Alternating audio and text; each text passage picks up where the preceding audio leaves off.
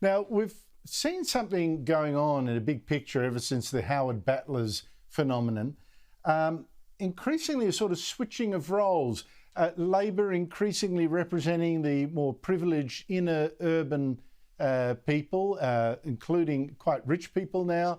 The Liberals increasingly the party of the battlers, while the Teals, of course, I mean, Australia's millionaire tech entrepreneurs seem to be funding them. Liberal the party of the battlers, Labor the party of the sort of middle class, upper middle class. Is that part of the equation as well? I think you're seeing more people from the middle class and the outer suburbs look to the Liberal Party because the Liberal Party is talking about their issues. They're coming up to me as I'm knocking on doors talking about the cost of living. And just at the time where people are tuning into politics, we're seeing Daniel Andrews face a fourth IBAC inquiry, but you're seeing the Liberal Party announce policies that deal with the cost of living, like $2 transport fares, expanded bus routes, freezing of water bills.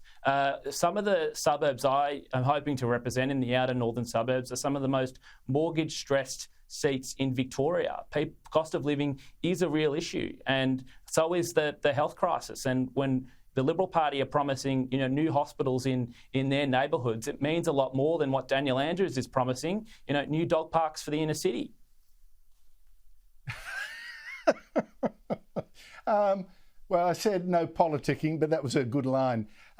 Just finally, Evan, I mean, 18 seats is going to be a huge margin to make up. Let's not get crazy here. But how many seats do you think the Liberals could pick up on current trends?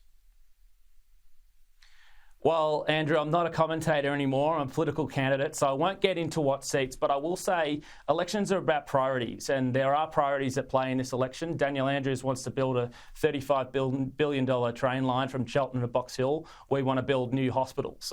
But also, it's important, if you want to change the government, you do actually have to vote Liberal, both in the lower house and the upper house. That's the only way to change the government.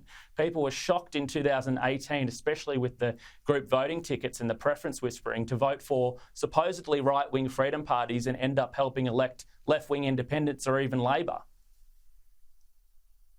I think that's an important point. Be very careful where your preferences go. Evan Mulholland, thank you so much indeed for your time. We look on with interest.